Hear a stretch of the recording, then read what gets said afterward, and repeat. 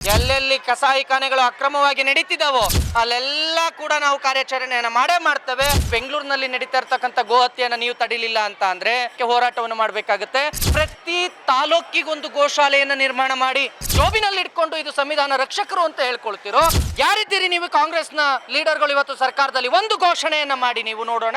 ಕಡಿಯುವುದಕ್ಕೆ permission ಇಲ್ಲ, ಹಾಗಾದ್ಮೇಲೆ ಗೋಮಾಂಸ ಹೇಗೆ ಬರುತ್ತೆ? ಸರ್ಕಾರಕ್ಕೆ ಒಂದು ನೇರವಾದ ಮನವಿ ಮತ್ತು ಆಗ್ರಹವನ್ನು ಮಾಡೋದು, ನೀವು ಜನರಿಗೆ ಈ ಉಚಿತ ಭಾಗ್ಯಗಳು ಅಂತ ಹೇಳಿ ಬಿಟ್ಟಿ ಭಾಗ್ಯಗಳನ್ನು ಕೊಟ್ಟು ಅವರನ್ನು ಸೋಂಬೇರಿಗಳನ್ನಾಗಿ ಮಾಡೋದ್ರ ಬದಲು ಅವರಿಗೆ ಅನಗತ್ಯವಾದಂಥ ವೇಸ್ಟ್ ಖರ್ಚುಗಳನ್ನು ಕೊಡ್ತೀವಿ ಅಂತ ಹೇಳಿ ಸುಮ್ಮನೆ ಏನೋ ಅವೈಜ್ಞಾನಿಕವಾದಂತಹ ಯೋಜನೆಗಳನ್ನು ರೂಪಿಸೋದಕ್ಕಿಂತ ಪ್ರತಿ ತಾಲೂಕಿಗೊಂದು ಗೋಶಾಲೆಯನ್ನು ನಿರ್ಮಾಣ ಮಾಡಿ, ಪ್ರತಿ ತಾಲೂಕಿಗೊಂದು ಗೋಶಾಲೆಯನ್ನು ಸರ್ಕಾರ ನಿರ್ಮಾಣ ಮಾಡಬೇಕು. ಮತ್ತು ನಾನು ಕಡಾಖಂಡಿತವಾಗಿ ಹೇಳ್ತಾ ಇದ್ದೀನಿ, ಬೆಂಗಳೂರಿನಲ್ಲಿ ನಡೀತಾ ಇರ್ತಕ್ಕಂಥ ಗೋಹತ್ಯೆಯನ್ನು ನೀವು ತಡಿಲಿಲ್ಲ ಅಂತ ಅಂದರೆ ನಾವು ಬಹಳ ದೊಡ್ಡ ಮಟ್ಟದಲ್ಲಿ ಅದಕ್ಕೆ ಹೋರಾಟವನ್ನು ಮಾಡಬೇಕಾಗುತ್ತೆ. ಇವತ್ತು ಕಾನೂನುಗಳು ಕೇವಲ ಪುಸ್ತಕಕ್ಕೆ, ಸಂವಿಧಾನ ಕೇವಲ ಪುಸ್ತಕಕ್ಕೆ, ನಿಮ್ಮ ಇವರು ಹೈಕಮಾಂಡ್ನ ಲೀಡರ್ಗಳು ಕಿಸೆಯಲ್ಲಿ ಸಂವಿಧಾನವನ್ನು ಇಟ್ಕೊಂಡು ತೋರಿಸ್ತಾರೆ. ಅದೇ ಸಂವಿಧಾನವನ್ನು ಪುಟವನ್ನು ತೆರೆದು ಓದಲಿಕ್ಕೆ ಹೇಳಿ ಅದರೊಳಗೆ ಗೋಹತ್ಯೆಯನ್ನು ಕಡಾಖಂಡಿತವಾಗಿ ನಿಷೇಧ ಮಾಡಲಾಗಿದೆ. ಜಾನುವಾರು ಸಾಗಾಣಿಕೆ ಮಾಡಬೇಕಾದ್ರೆ ಅದಕ್ಕೆ ನಿಬಂಧನೆಗಳನ್ನು ಹೇರಲಾಗಿದೆ.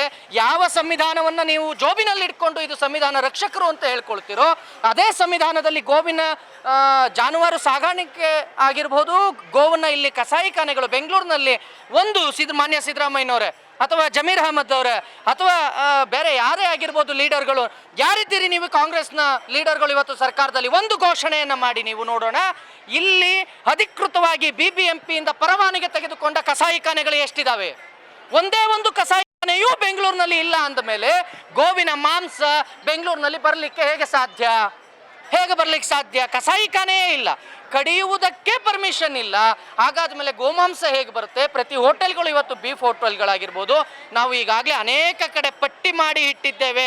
ಸರ್ಕಾರಕ್ಕೆ ನಾನು ನೇರವಾಗಿ ಹೇಳ್ತಾ ಇದ್ದೇನೆ, ನಾವು ಪಟ್ಟಿ ಮಾಡಿ ಇಟ್ಟಿದ್ದೇವೆ.